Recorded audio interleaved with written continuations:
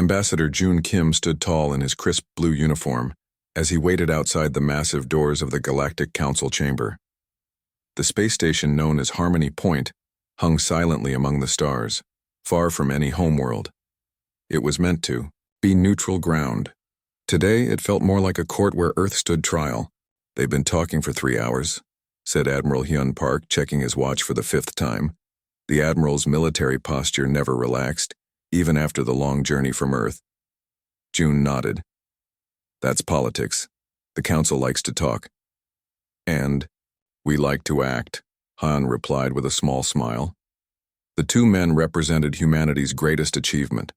Faster-than-light travel had finally been mastered after decades of work. Earth had joined the stars, and now they sought to join the Galactic Council, the group of 27 advanced alien species that controlled trade, territory, and law across this section of the galaxy. The grand doors slid open with a soft hiss. A tall, blue-skinned alien with 4 arms gestured for them to enter. "The Council will see Earth's representatives now," the alien said in a voice that sounded like gentle bells. June straightened his jacket and stepped forward. The weight of 8 billion humans rested on his shoulders. Earth's future among the stars would be decided today. The council chamber was a massive circle. Raised platforms held representatives from each member species. Some looked almost human. Others were so different that June couldn't tell which part was their face. Lights from above cast everything in a soft blue glow. At the center stood a simple platform. June and Hyun walked to it and stopped. The head counselor, a tall being with gray skin and large, wise eyes, spoke first. "Representatives of Earth, we have reviewed your application to join the Galactic Council." June felt his heart beat faster but kept his face calm. 6 months of preparation had led to this moment. "Earth has shown remarkable progress," continued the head counselor. "Your species has moved from simple flight to faster-than-light travel in less than 300 years. This is unusual." Murmurs spread through the chamber. Not all of them sounded friendly. Another council member stood. This one had green, scales and yellow eyes that narrowed as he spoke. "I am Counselor Virax of the Viridian Hegemony. We have concerns about Earth joining our ranks." June had expected this. The Viridians were known to be suspicious of newcomers. "Please share your concerns, Counselor," June said politely. Virax touched a control panel. Suddenly, the air above them filled with images. Earth's history playing out for all to see. Soldiers marching, bombs falling, tanks rolling across battlefields. "Your species has spent more time at war than at peace," Virax said coldly. "Your technological growth is driven by conflict. In the last century alone, you've had 2 world wars and countless smaller conflicts." June waited for the images to stop before responding. "With respect, Counselor, we've learned from our past. Earth hasn't seen global war in over a century. We've united our planet under shared goals and values." Admiral Hyun stepped forward. "Our military now exists to protect, not conquer." Virax laughed, a sharp, unpleasant sound. "And yet your first deep space vessels were warships, not exploration craft." "Defensive ships," Hyun corrected. "The universe is unknown. We came prepared." A gentle voice spoke from across the chamber. "Perhaps we should consider Earth's achievements rather than only their mistakes." June turned to see a slender alien with pale blue skin and kind eyes. This was Counselor Taeho of the Luminarids, known for their wisdom and fairness. "Humans have shown remarkable creativity and resilience," Taeho continued. "Their art, music, and literature speak of beings capable of great empathy. Their sciences have advanced despite limited resources." Virax waved a dismissive hand. "They are unpredictable and dangerous. Their own history proves this." For the next hour, the council debated while June and Hyun stood silently. Some counselors spoke in their favor. Many others raised concerns. The Viridians led those who opposed Earth's membership, pointing to humanity's violent past and aggressive expansion tendencies. Finally, the head counselor raised a hand for silence. "We have reached a decision," the head counselor announced. "It is the finding of this council that Earth is not yet ready for membership." June felt his stomach drop, but his face remained calm. Beside him, Hyun stiffened. Earth has shown remarkable technological progress, the head counselor continued, but insufficient social and cultural stability. Your species requires further development before joining galactic society as full members. How long must we wait? June asked, keeping his voice steady. The council recommends a probationary period of 200 standard years. 200 years. June had expected a delay, but this was a rejection disguised as a postponement. Few humans alive today would see membership.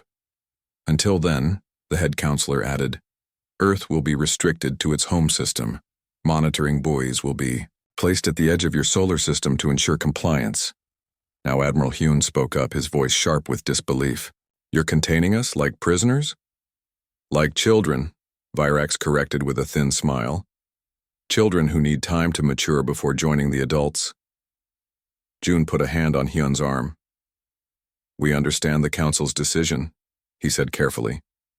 May I ask what activities will be permitted during this probationary period? The head counselor nodded. You may continue development within your home system. Limited cultural exchange will be permitted through approved channels. After 50 years, a review of progress will be conducted. And if we disagree with these terms, Hyun asked. The chamber grew silent. The head counselor's voice was soft but firm. The decision of the council is final. Enforcement measures exist for those who reject our authority. June bowed slightly. Earth thanks the council for its consideration. As they turned to leave, Counselor Taiho approached them near the exit. I voted against this decision, the Luminarid said quietly. Some of us see humanity's potential where others see only threat. Thank you for your support, June replied. Taiho glanced around and lowered his voice. The council fears what it does not understand. Your species develops faster than the models predict. This makes them uncomfortable. They think restricting us will make us more predictable, Hyun said bitterly. They think it will make you safer, Taiho corrected. I believe they are wrong. Change comes whether we wish it or not. With those words, the alien counselor returned to the chamber, leaving June and Hyun alone. The journey back to Earth was quiet. Both men spent hours reading reports and preparing for the difficult news they would deliver to world leaders. Only when their ship approached Earth, blue and beautiful against the blackness of space, did June finally speak his true thoughts. They think keeping us contained will make us docile, he said, staring at the view screen. They've misunderstood humanity entirely.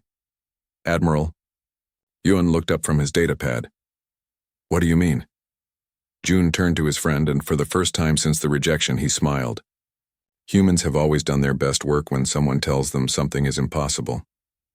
Hyun considered this, then slowly smiled too. So what do we do now?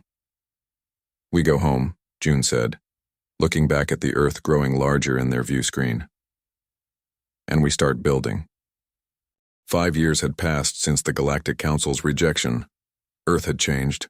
Where once nations competed against each other, now they worked together. The Council's decision had united humanity in a way nothing else could. Director Sunwoo Lee stood at the window of his office looking out at the sprawling research complex below. As head of the newly formed Terran Expansion Initiative, he oversaw humanity's most important project. Not that the Council knew about it. His assistant's voice came through the speaker. Sir, Dr. Kang and Captain Choi have arrived. Send them in, Sunwoo replied. The door slid open. Dr. Minji Kang entered first, carrying a tablet and wearing her usual serious expression. Behind her came Captain Junho Choi, still in his flight suit. Both bowed slightly before taking seats. Assume you have news, Sunwoo said, moving to his desk. Minji nodded. The latest tests are complete. The slip space drive works even better than we hoped. 5 years ago, after Earth's rejection, the world's best scientists had gathered to find a solution. The Council had placed monitoring buoys at the edge of the solar system. These buoys detected the energy signature of standard faster-than-light drives. Any ship trying to leave would be caught. But Dr. Kang had discovered something new, a different way to travel faster than light. Show me, Sunwoo said. Minji activated her tablet. A 3D model appeared above it, showing energy waves folding, space in a unique pattern. Council FTL technology creates a bubble around the ship, she explained. Our slip space drive does something different. It opens a temporary door to another layer of space. We slip through, travel, and exit at our destination. And the Council's monitors can't detect this? Sunwoo asked. They're looking for ripples. In a pond, Captain Junho said. We're not making ripples. We're taking a tunnel under the pond. Sunwoo smiled. And your test flight? Junho's eyes lit up. Successful. I took the Pathfinder out past Mars, activated the drive, and reached Alpha Centauri in under 8 hours. The buoys showed no reaction. Sunwoo looked back at the model. 8 hours to the nearest star system, that changes everything. There's more, Minji said. On the return trip, we collected sensor data from 6 other nearby systems. 3. Have planets that could support human life with minimal terraforming. Sunwoo stood up and walked back to the window. Below, thousands of people worked on parts of the project, building ships, growing food that could survive on new worlds, training for life beyond Earth. How soon can we begin, he asked. The Pathfinder is ready now, Junho said. We've been training 12 more pilots. 3 larger ships will be ready next month. Sunwoo turned to face them. Then we start immediately. Captain, I want you to take the Pathfinder back out. This time land on one of those promising planets, take samples, set up basic equipment, mark the beginning of humanity's real journey to the stars. Junho nodded, standing straighter. It would be my honor, sir. Dr. Kang, how many ships can we build with this new drive in the next year? Minji checked her notes. With current resources, about 50 small vessels and maybe 5 colony ships. Double it, Sunwoo ordered. I'll get you the resources. The Council gave us 200 years to sit quietly in our corner of space. I plan to use that time differently. 3 months later, Captain Junho guided the Pathfinder toward a blue-green planet orbiting a yellow star. This was his 5th mission beyond the solar system. Each time he traveled farther. Each time he returned with data that made Earth's scientists excited. This planet, named Haven, was special. Its atmosphere had enough oxygen. Its gravity was close to Earth's. Early scans showed no dangerous radiation or toxic elements in the air. Pathfinder to base, Junho said into his communicator. Preparing for landing on Haven. Copy that, Pathfinder, came the reply from Earth. Proceed with caution. The small ship descended through clouds similar to Earth's. Below, vast forests of strange trees spread to the horizon. A large, clear lake shimmered near Junho's chosen landing site. The Pathfinder touched down softly on a flat plain. Junho ran system checks before putting on his environment suit. The air might be breathable, but they needed to run tests first. Stepped onto the surface of Haven, the first human to walk on a planet outside the solar system. The ground felt solid beneath his boots. The sky above was a deeper blue than Earth's, with 2 small moons visible even in daylight. I'm on the surface, he reported. Beginning sample collection. For the next 6 hours, Junho gathered soil, plants, and air samples. He set up small monitoring devices that would send data back to Earth. Everything looked promising. As the planet's sun began to set, casting purple shadows across the plain, Junho allowed himself a moment of wonder. This world could become humanity's first colony. The first step in a journey the Council tried to prevent. Back on Earth, Dr. Minji Kang worked in her underground laboratory. The slip space drive that powered the Pathfinder sat on one table. On another table stood a much smaller version. The door opened and Director Sunwoo entered with a group of government officials. As you can see, Sunwoo was saying, Dr. Kang has miniaturized the technology. These smaller drives can be mass-produced. 1. Official, a woman in a dark suit, looked skeptical. And what exactly are we mass-producing them for? We can't build enough ships to move large numbers of people. Minji stepped forward. We don't need to move everyone at once. The miniature drives can be installed in automated cargo ships. We send resources first, build the foundation of colonies, then send people gradually. Like ants building a new nest, another official said, nodding. Exactly, Sunwoo agreed. Slow, steady, and completely unnoticed by the Council. The woman still looked concerned. And if they do notice, the Council has weapons we can't match. Which is why we're not just building colonies, Sunwoo explained. Dr. Kang showed them the other project. Minji led the group to a sealed door at the back of the lab. After scanning her hand, the door opened to reveal a massive chamber. Inside, engineers worked on what looked like a standard cargo ship, except for the weapons being mounted on its hull. We're calling it the Shadow Fleet, Minji explained. Small, fast ships with the latest slip space drives and defensive capabilities. If the Council ever finds us, we'll be ready, the officials murmured among themselves, impressed but nervous. There's one more thing you should know, Sunwoo added. On his last mission, Captain Choi encountered something unexpected. Dr. Kang showed them the recording. Minji activated a screen. On it, Captain Junho's face appeared, looking excited. Base, this is Pathfinder, he said in the recording. I've made contact with a non-Council species. They call themselves the Marin. They were rejected by the Council 50 years ago for being too aggressive. Sound familiar? They're interested in meeting Earth representatives. I think we've just found our first allies. The recording ended. The room was silent as everyone processed what they had heard. Finally, Sunwoo spoke. The Council thought they could isolate us. Instead, they may have created their own competition. Minji smiled as she looked at the slip space drive on her table. They locked the front door, so we built a back door. The universe just got a lot smaller for us and a lot bigger for humanity's future. 25 years had passed since Earth's rejection from the Galactic Council. What began as a small outpost on Haven had grown into a thriving colony of 30,000 humans. The planet's main settlement, New Sol, spread across the valley with neat rows of buildings and farms.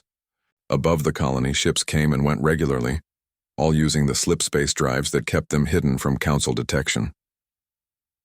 Governor Jae-hyun Seo stood on the balcony of the administration building, watching children play in the Central Park. Some of those children had been born here, never knowing Earth except from pictures and stories. Enjoying the view? Asked a voice behind him. Jae-hyun turned to see Commander Yoon-ha-yoon approaching. Her uniform was crisp and dark, with the emblem of the Shadow Fleet on her shoulder. I never get tired of it. Jae-hyun replied. When I was a boy, I dreamed of visiting other planets. Now we're building a new world. Yoon-ha nodded, looking out at the settlement. And not just one world. The latest reports show 17 colonies established, with 3 more being prepared. All hidden from the Council's eyes, Jae-hyun said with satisfaction. How was your patrol? Commander Yoon-ha's expression grew serious. We had a close call. A Council survey ship nearly discovered our mining operation in the Talaris system. We had to hide the whole facility until they left. Were they looking for us specifically? I don't think so, Yoon-ha said. It seemed like a routine survey, but they're expanding their reach. We need to be more careful. Jae-hyun sighed. For 25 years, humanity had been expanding in secret. The Shadow Fleet, now numbering over 200 ships, protected these operations and developed tactics to avoid Council patrols. Is Diplomat Ryu back from his mission? Jae-hyun asked. He arrived an hour ago. That's actually why I came to find you. He's brought guests. Jae-hyun raised his eyebrows. The Marin again? No, Yoon-ha said with a small smile. Someone new. The meeting room in the administration building had been designed to accommodate non-human visitors. The table was adjustable in height, and the chairs could be removed for species that didn't sit. Today, 2 of those chairs had been replaced by cushioned platforms. Diplomat Dong-ho Ryu waited with 2 aliens. The first species, the Marin, were familiar to Jae-hyun. They looked somewhat like tall, slender humans with light purple skin and 4-fingered hands.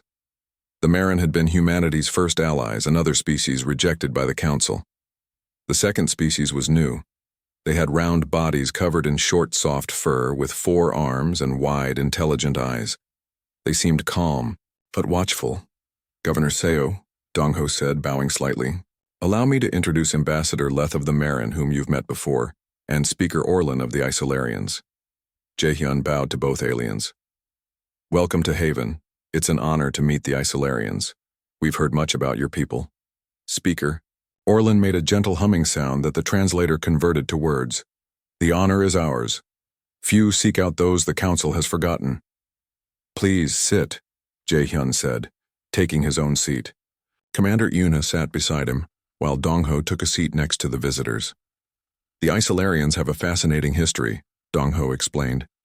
Their civilization is older than the council itself, but they chose isolation when the council formed. They've been watching from the shadows ever since. Much like you humans now do, Ambassador Leth added. The Marin's voice was musical, rising and falling as he spoke. We have brought our peoples together for a purpose. Speaker Orlin nodded. The council grows more controlling with each passing cycle. What began as a forum for cooperation has become a tool for domination. The strong species dictate to the weak. The conforming thrive while the different are pushed aside. We've experienced this firsthand, Jae-hyun said. They claimed we were too warlike, too unpredictable. They told the Marin the same, Ambassador Leth said. Too aggressive, they said. Yet the Viridians sit on the council, and their history has more bloodshed than all our peoples combined. Commander Yuna leaned forward. What exactly are you proposing? Speaker Orlin's large eyes blinked slowly. An alliance. Not just trade or cultural exchange, but a true union of our peoples. The Marin have their strength in biology and medicine. The Isolarians excel in energy technology and long-term planning. And humans, the alien made a sound like gentle laughter. Humans create and adapt faster than any species we have ever encountered. Together, Ambassador Leth continued, we could create something new, something that stands as an alternative to the council. Dong-ho looked at Jae-hyun and Yunha with excitement in his eyes. I've been discussing this with them for months. What they're suggesting goes beyond our current approach of just hiding and building colonies. This would be a formal alliance, a new power in the galaxy. Jae-hyun considered the proposal carefully. Such an alliance would eventually be discovered by the council. They might see it as a threat. They already see us as threats individually, Ambassador Leth said. Together, we would be strong enough that their opinion would matter less. We call it the Concordat, Speaker Orlin added. In your language, it means an agreement of harmony. Commander Yuna looked thoughtful. The Shadow Fleet has grown, but we're still no match for the Council's military forces. The Isolarians have defensive technology we've kept hidden for centuries, Speaker Orlin said, and the Marin have ships of their own. Together, we would not be defenseless. Jae-hyun stood and walked to the window. Outside, he could see Haven's second moon rising over the mountains. 25 years ago, humanity had been confined to one solar system. Now they had colonies spanning dozens of stars. What might they achieve with allies? I don't have the authority to agree to such an alliance alone, he said finally. But I believe Earth's leadership will be very interested in your proposal. 3 months later, representatives from all 3 species gathered in a newly built hall on Haven. The room was filled with humans, Marin, and Isolarians, all watching as their leaders prepared to sign the founding document of the Concordat Diplomat. Dong-ho Ryu stood at the center podium, looking out at the historic gathering. Behind him sat Governor Jae-hyun, Commander Yunha, Ambassador Leth, Speaker Orlin, and high officials from all 3 worlds. Today marks the beginning of something new, Dong-ho said, his voice carrying through the hall. Not just an alliance, but a statement that the Council does not determine who thrives in this galaxy. The Concordat will be built on mutual respect and shared prosperity, everything the Council promised but failed to deliver. The room filled with sounds of approval, human applause mixing with the musical tones of Marin appreciation and the deep humming of Isolarian respect. As the leaders signed the document, Commander Yunha leaned close to Governor Jae-hyun. Do you think the Council will notice this? She asked quietly. Eventually, Jae-hyun replied, but by then it will be too late for them to stop it. Outside the hall, in Haven's spaceport, ships from all 3 species sat side by side. Engineers were already sharing technology, adapting and improving their vessels. Scientists exchanged research that would benefit all their peoples. And beyond Haven, The 17 human colonies continued to grow, joined now by Marin and Isolarian settlements. The shadow network that humanity had built was becoming something greater, the foundation of a new power in the galaxy. A power born not from conquest but from rejection. 80 years had passed since Earth's rejection from the Galactic Council. The Concordat, once a secret alliance of 3 species, had grown to include 7 different peoples united by their common experience. All had been deemed unworthy by the Council. Prime Minister Jiwoo Park stood on the bridge of the horizon, the largest ship in the Terran fleet. Through the massive viewport, she watched as smaller vessels moved in formation around them. Some were human designs with their sleek, practical lines. Others belonged to their Concordat allies, the spiral towers of Marin ships and the rounded domes of Isolarian vessels. "Quite a sight, isn't it?" said Grand Admiral Taehyun Kim, joining her at the viewport. His uniform displayed the insignia of the Concordat Defense Force, which he commanded. "I never tire of seeing them together," Jiwoo replied. "My grandfather told me stories about when humans first reached the stars, how the Council confined us to our solar system. He wouldn't believe what we've built since then." The Horizon was traveling to a newly established industrial world called Forge. Located far from Council space, it was one of the Concordat's most productive planets. Factories there built ships and technology that merged the best ideas from all 7 member species. "The ministers are ready for your briefing," Taehyun said. "They're eager to hear about the new defense grid." Jiwoo nodded and followed him to the conference room. Representatives from each Concordat species waited inside. Over the years, humans had grown comfortable with their allies' different appearances and customs. "Thank you for coming," Jiwoo began. "As you know, we've been working on—" A young officer burst into the room, interrupting her. "Prime Minister, Admiral, we have an emergency signal from Forge." Taehyun frowned. "What's happening?" "A Council exploration vessel has entered the system," the officer reported. "They've discovered our industrial facilities." A heavy silence fell over the room. For 80 years, the Concordat had expanded in secret. Hundreds of colonies and outposts, all hidden from Council detection. Until now. "How did they find Forge?" asked the Marin representative. "They claim it was accidental," the officer explained. "They were charting unexplored regions and detected our energy signatures." Taehyun turned to Jiwoo. "We need to reach Forge immediately." "Set course," she ordered. "Maximum speed." The Council exploration vessel Enlightenment hung in orbit above Forge. On its bridge, Council Arbiter Zexlor of the Viridian hegemony stared at the planet below with narrowed yellow eyes. What should have been an empty world showed clear signs of advanced civilization. Cities, factories, spaceports all across the surface. "Our scans confirm extensive development," reported his science officer. "The technology appears to be a mix of several different design philosophies. More importantly," added the security chief, "we've identified human signatures. The banned species from Sol has broken containment." Zexalor hissed in satisfaction. The Viridians had long argued that humans were dangerous and unpredictable. This discovery proved them right. "Send a message to the Council," he ordered. "Mark it urgent. And prepare our weapons systems. If these humans try anything aggressive—" "Sir," called out the sensor operator. "Multiple ships approaching at high speed. They're using an unknown form of faster-than-light travel. Our sensors barely detected them until they were nearly here." Moments later, the space around Forge filled with ships. Dozens, then hundreds of vessels surrounded the lone Council explorer. At the center of the formation was a massive ship that dwarfed the Enlightenment.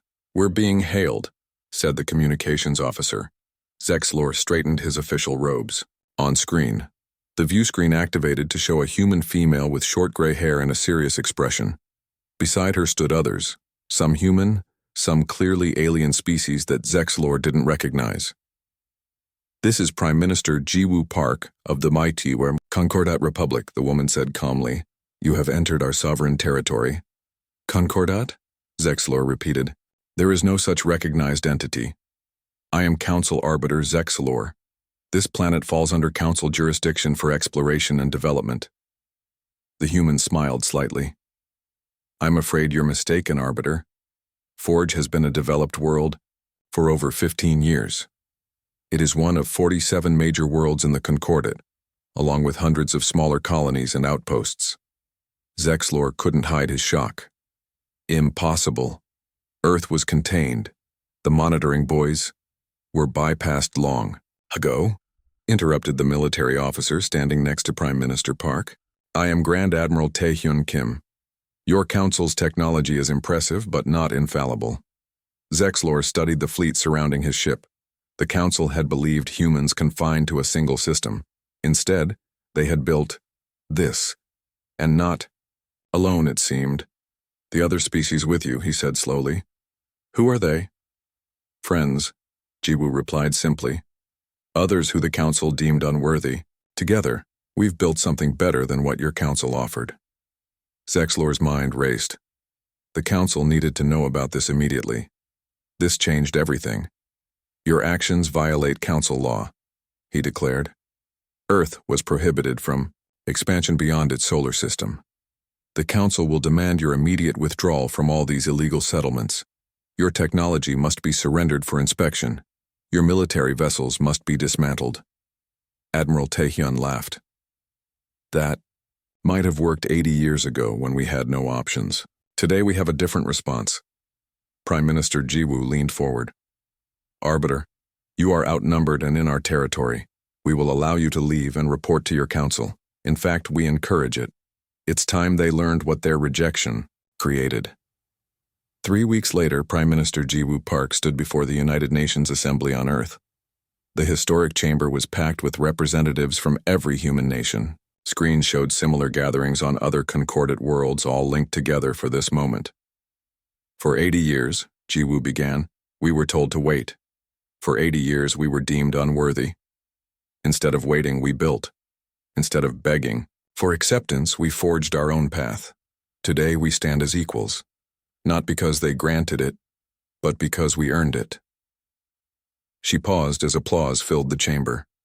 The council now knows of our existence. Their initial response has been demands that we dismantle our colonies and return to Earth. Their arrogance is unchanged by time. The room grew quiet. I am here to announce that today, representatives from all 7 species of the Concordat have unanimously agreed to formally declare ourselves. The Concordat Republic now stands openly as a sovereign power in this galaxy. The chamber erupted in cheers. On the screens, similar celebrations broke out on other worlds. We extend an open hand to all species who believe in true cooperation and respect. Jiwoo continued once the noise subsided, including those currently under council rule who may find our vision more appealing. In the council chamber, the news spread like fire.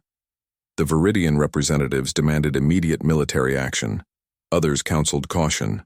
Reports indicated the Concordat possessed technology unknown to council scientists, their unusual faster-than-light method being just one example. More troubling were the rumors that 3 minor council species were already in secret talks with the Concordat. The balance of power, stable for thousands of years, had suddenly shifted. Council Arbiter Zexlor stood before the full assembly, finishing his report on the encounter at Forge. The humans and their allies have built an impressive force, he concluded. But they remain inferior to the combined might of the council. We must act quickly before they grow stronger. An older council member spoke up. Perhaps we should attempt diplomacy first. If they have grown so powerful in secret, attacking might only lead to unnecessary bloodshed. Diplomacy? Zexlor scoffed. They have violated our most basic laws. They must learn there are consequences. But as the debate continued, one thing became clear to all present. The galaxy now had 2 centers of power. The council was no longer alone, and it had created its own rival. 100 years had passed since Earth's rejection from the Galactic Council. 20 years since the Concordat Republic had revealed itself to the galaxy. Those 20 years had been filled with tension, small conflicts, and careful diplomacy, as the 2 powers adjusted to each other's existence. Chancellor Minho Bai stood at the window of his office on Harmony Station. The irony wasn't lost on him. The Concordat had built their diplomatic headquarters in the same system as the Council's Harmony Point. 2 stations orbited the same neutral star, each representing a different vision for the galaxy's future. "The Council representatives have arrived, Chancellor," said his assistant from the doorway. Minho nodded. "Show them to the conference room. I'll be there shortly." Today marked the beginning of the most important summit in recent galactic history. After years of cold relations and minor skirmishes at border systems, both the Council and the Concordat had agreed to formal peace talks. As he walked to the conference room, Minho reflected on how much had changed. The Concordat now included 12 species, with 5 of them having left the Council to join the new alliance. Their territory spanned nearly a third of the explored galaxy. Earth, once banned from the stars, now stood as a founding power of an interstellar nation. The conference room doors slid open. Inside waited Admiral Jion O, commander of the Concordat Defense Forces, along with representatives from the other member species. Across the table sat the Council delegation, led by their new premier, a tall luminarid named Vextal. "Chancellor Bay," Premier Vextal said, rising from his seat. "Thank you for hosting these talks." "The pleasure is ours, Premier," Minho replied with a small bow. "Today is an opportunity to write a new chapter in galactic history." Everyone took their seats. The tension in the room was thick but controlled. Both sides had too much to lose in open conflict. "Let us begin with the obvious," Vextal said. "The galaxy has changed. For thousands of years the Council guided interstellar affairs alone. Now we must acknowledge the Concordat as a reality." Admiral Jion raised an eyebrow. "A reality? I believe the term you're looking for is equal power." Several Council representatives shifted uncomfortably. The Viridian among them looked particularly displeased. "Perhaps," Vextal conceded, "though the Council still represents more worlds and older civilizations. Age is not always an advantage," Minho noted calmly. "Sometimes it brings wisdom, sometimes it brings stagnation." The Viridian representative, a descendant of the same Zexlor who had discovered the Concordat 20 years ago, leaned forward. "Let us not waste time with philosophy. The Concordat has been poaching Council members, interfering in our trade routes, and building military outposts along our borders, while the Council has been blockading our systems, sabotaging our diplomatic missions, and attempting to restrict our growth," Admiral Jion countered. "Shall we list grievances all day or shall we look forward?" Minho raised a hand for calm. "We all know why we're here. The last border conflict in the Talara system nearly escalated to full war. Neither of us wants that." Vextal nodded slowly. "On this we agree. A galaxy-wide conflict would benefit no one." "Then let us discuss terms for lasting peace," Minho suggested, "beginning with mutual recognition and defined borders." The talks continued for hours, then days. Representatives from both sides argued over territories, trade agreements, technology sharing, and dozens of other issues. Sometimes voices were raised, sometimes progress seemed impossible. But on the 5th day, something changed. During a break in the formal talks, Chancellor Minho found himself alone with Premier Vextal in one of the station's observation lounges. "Beautiful, isn't it?" Vextal said, looking out at the star field. "I often wonder what our ancestors would think if they could see us now." Minho joined him at the window. They might be surprised by how much has changed, or by how much remains the same.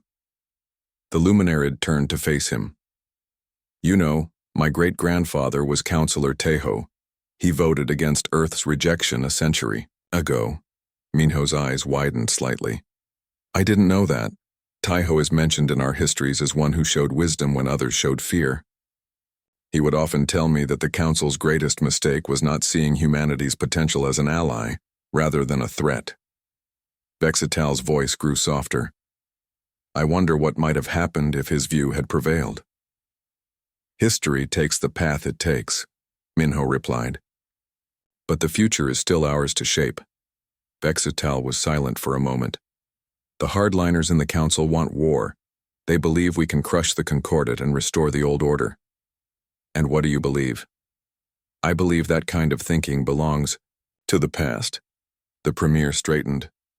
Which is why I've prepared a proposal that might surprise my own delegation. 2 weeks later, the Grand Summit Hall was filled with representatives from across the galaxy. The room had been divided equally, with council members on one side and Concordat on the other. At the center stood Chancellor Minho and Premier Vextal. Between them on a small pedestal rested a document, the Galactic Concord Treaty, the first formal peace agreement between the powers. It recognized both as legitimate authorities in their respective territories. It established trade protocols, diplomatic exchanges, and mutual defense against threats from beyond known space. Most importantly, it contained the Autonomy Clause, guaranteeing that any world could choose which alliance to join or to remain independent without fear of reprisal. Today marks the end of one era and the beginning of another, Minho said, addressing the gathered delegates. For too long, our peoples have viewed each other as rivals or enemies. Today we recognize each other as different paths toward the same goal, peace and prosperity among the stars. Vextal stepped forward. The council was formed to unite diverse species in common cause. Along the way, we sometimes forgot that unity does not require uniformity. The Concordat has reminded us of this truth. Each leader signed the document with their own people's traditional gestures. As they shook hands, Minho extending his human hand, Vextal offering 4 slender luminarid fingers, Chancellor Bay spoke quietly. A century ago, you told us we weren't ready for the stars. You were right, but not in the way you thought. We weren't ready to join your vision of the galaxy. We were ready to transform it. Vextal's eyes shimmered with understanding. And so you have. 1 week after the treaty signing, a young human diplomat named Sora Lee visited the Grand Archives on Harmony Point. As a gesture of goodwill, the council had opened their historical records to Concordat researchers. Sora had requested to see one document in particular. The archivist, an elderly luminarid, led her to a special display case. Here it is, the archivist said. The original rejection notice issued to Earth exactly 100 years ago. One of our most requested historical items these days. Sora studied the document carefully. The formal language, the signatures of long-dead council members, the official, seal marking Earth as probationary status confined to home system. It's strange to see it, she said. This single document shaped the course of human history. The archivist made a gentle sound that humans had learned was luminarid laughter. Sometimes the greatest empires arise not from conquest, but from rejection, the archivist observed. The council tried to contain humanity's fire. Instead, that fire forged something stronger than anyone imagined possible. Sora looked up from the document. Do you think it was a mistake, the rejection?